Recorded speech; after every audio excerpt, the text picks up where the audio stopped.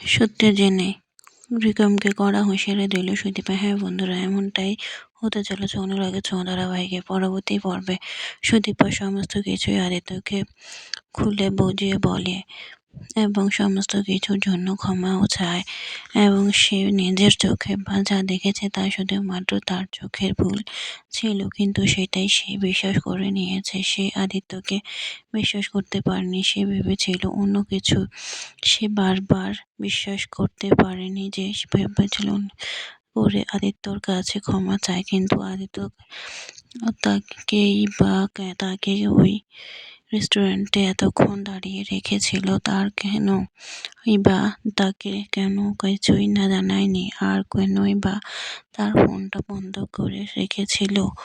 আমি সমস্ত কিছু জানতে চায়। তখনই আদিত্য বলে কিছুই বলতে পারে না, আর আগের সমস্ত কথা মনে করে।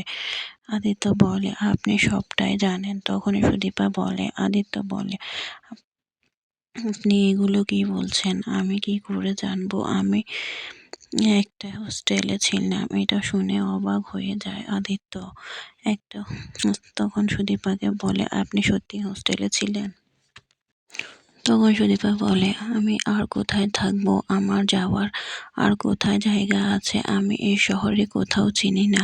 আপনার তো দায়িত্ব ছিল আমাকে প্রোটেক্ট করার জন্য। আপনি সেটা না করেও তো আমাকে একা ফেলে চলে এসেছিলেন।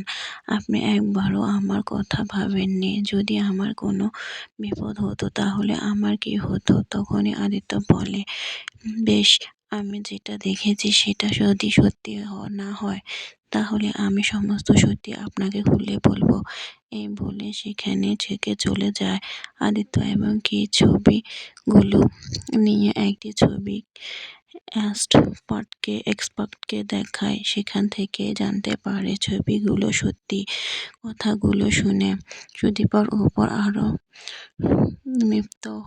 ক্ষিপ্ত হয়ে এবং সুদীপার উপর অভিমান করে, বলে যে আপনি সমস্ত কিছু জানতেন, তবুও আমাকে আপনি মিথ্যা বলেছেন।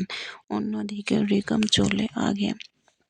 চলে আসে সুদীপার কাছে আর বলে যে আপনার হাজব্যান্ড আপনাকে নিয়ে সন্দেহ করছে। তখন সুদীপা বলে যে কোনোভাবেই না, আমার হাজব্যান্ড কখনোই এই বিষয়ে সন্দেহ করবে না। সেই মুহূর্তে আদিত্য সেখানে আসে এবং সুদীপার মুখে এমন কথা শুনে অবাক হয়ে যায়, এবং তখনই আদিত্য আসে সুদীপার